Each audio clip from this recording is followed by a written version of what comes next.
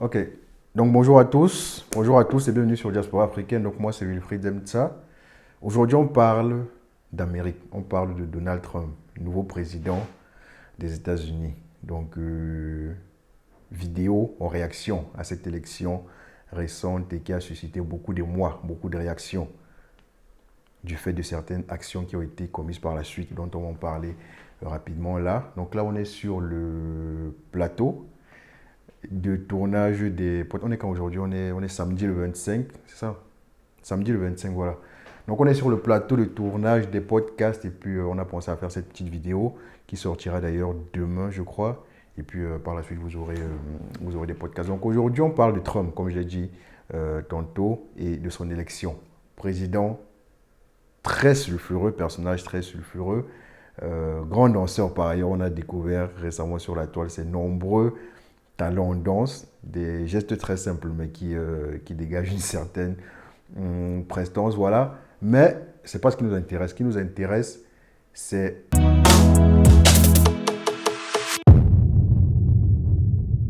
ce qui nous intéresse, c'est la relation désormais entre l'Afrique et les États-Unis. Pourquoi cette question est très intéressante? Parce que à cause de Donald Trump, tout simplement. À cause de toutes ces sorties, on parle de multiples décrets qui ont été signés dès son investiture, enfin, dès sa prise de poste. On parle de 42 directives, dont 24 décrets. Donc autant vous dire qu'il y a des décisions très fermes et très promptes qui seront prises sur ce mandat-là, dont certaines qui concernent directement l'Afrique. Donc ces décisions-là, en général, hein, ça parle de la vie politique du pays. Les États-Unis, ça parle de la vie économique des États-Unis, ça parle beaucoup de mœurs. Suivez mon regard.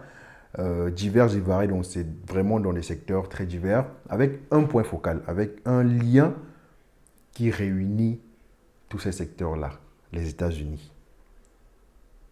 America first, make America great again. Donc on comprend très clairement, Trump l'a clairement scandé, sa mission au sommet de l'État, c'est de redorer le blason des États-Unis, regraver le nom des États-Unis sur du marbre. Ça, c'est sa mission. Mais quelle est la place, j'ai envie de dire, de l'Afrique dans tout ça? Je précise d'abord au passage qu'il n'en est pas à son coup d'essai, ce n'est pas son premier coup, c'est la deuxième fois qu'il brigue un mandat avec succès à la tête des États-Unis. Et en Afrique, on dit ceci, proverbe très célèbre d'ailleurs, premier Gaou n'est pas Gaou, c'est deuxième Gaou qui est Nyata. On dit premier Gaou n'est pas Gaou, c'est deuxième Gaou qui est Nyatao. Je veux dire quoi par là, c'est que ceux qui l'ont élu, en l'occurrence les gouverneurs qui manifestent la voix du peuple, savent très clairement qui est le personnage. Donc là, on n'est plus dans un effet de surprise. Donald Trump, on le connaît aujourd'hui depuis plus d'une décennie. Donc ses avis tranchés, on les connaît. Et ceux qui ont décidé de le voter savent à quoi s'en tenir et sont en étroit accord avec cela. Bon, là, je fais un petit peu le débat avant le débat parce que cette vidéo n'a pas vocation à faire débat. Elle sert juste à mettre les choses dans leur contexte, à vous mettre dans le bain. Et dans une deuxième partie, on fera une vidéo de discussion, d'échange sur ce sujet-là. Peut-être sur un format vidéo comme celui-ci où je parlerai après, vous réagirez en commentaire comme d'habitude. Peut-être via un direct, où on aura tous l'occasion de parler ensemble. Peut-être via un podcast. C'est l'option la moins plausible, mais peut-être, pourquoi pas. Donc cette vidéo, comme je le disais, a juste vocation à placer les bases. Quels sont les impacts? J'ai pas envie de dire les conséquences parce qu'on ne sait pas quelles seront les conséquences, parce que étymologiquement, conséquence égale à négatif. Donc, quels sont les impacts de ce mandat de Donald Trump pour l'Afrique? Est-ce que les États-Unis sont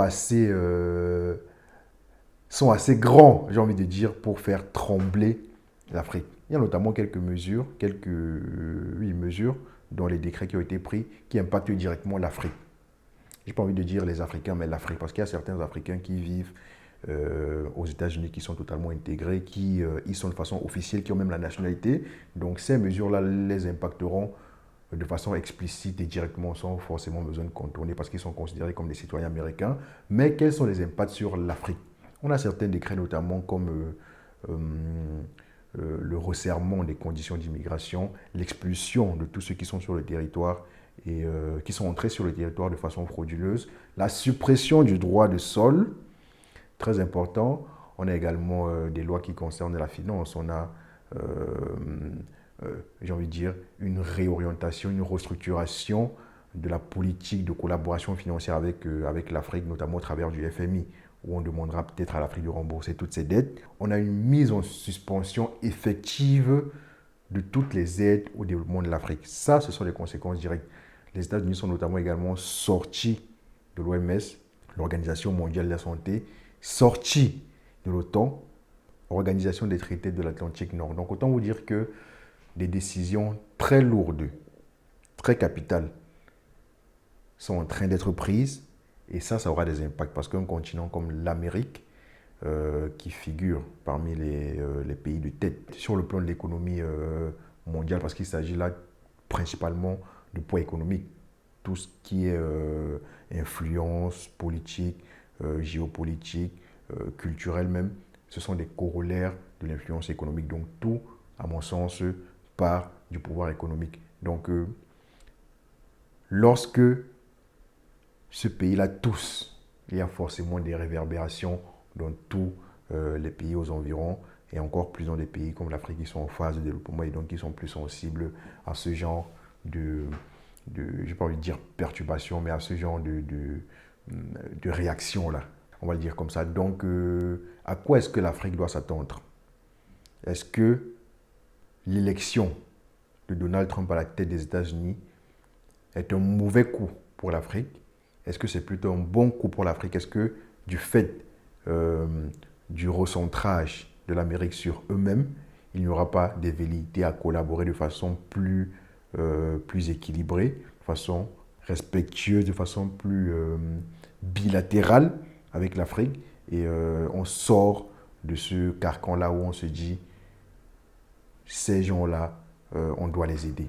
Il est sorti carrément de l'OMS, il est sorti de l'OTAN. Autant vous dire que tout ce qui est aide, il n'est pas par rapport à ça. Donc, est-ce qu'il se dit, on va exploiter l'Afrique?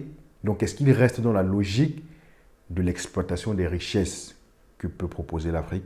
Ou alors il se dit, on va fonctionner avec eux comme des partenaires d'affaires et à la dure. Parce qu'il n'est pas là pour faire l'amitié, il a clairement dit, mais il est là pour faire du business, il est là pour faire des affaires. Donc, il faudrait également que les Africains soient à la hauteur, et on connaît comment il est dur en affaires. Il faut savoir quelle est sa logique. Donc, est-ce qu'il est là pour faire du partenariat gagnant-gagnant, ou est-ce qu'il est là pour profiter du pouvoir qu'ont les Américains pour continuer comme ça à mater l'Afrique? Est-ce qu'ils vont vraiment se recentrer sur leur continent, avoir un fonctionnement qui s'apparente à de l'autarcie un petit peu, pas réellement, mais un petit peu, ou est-ce qu'ils vont continuer, ou est-ce que le but, c'est vraiment de redorer le blason des États-Unis auprès des Américains, ou alors c'est de redorer le blason auprès du monde? Est-ce que les États-Unis, autant pour moi, veulent se positionner comme les maîtres du monde, ou alors ils veulent juste être très à l'aise dans leur pays? Parce que dans le deuxième cas,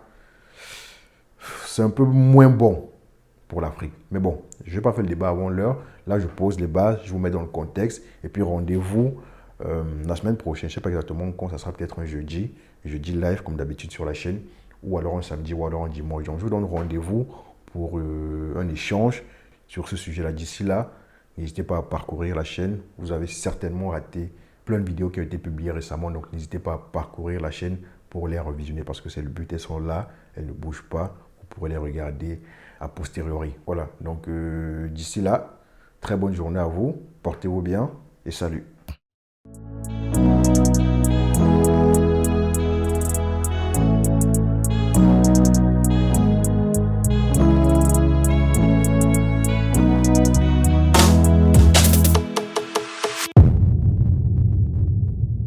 Bonjour et bienvenue sur la chaîne Diaspora Africaine.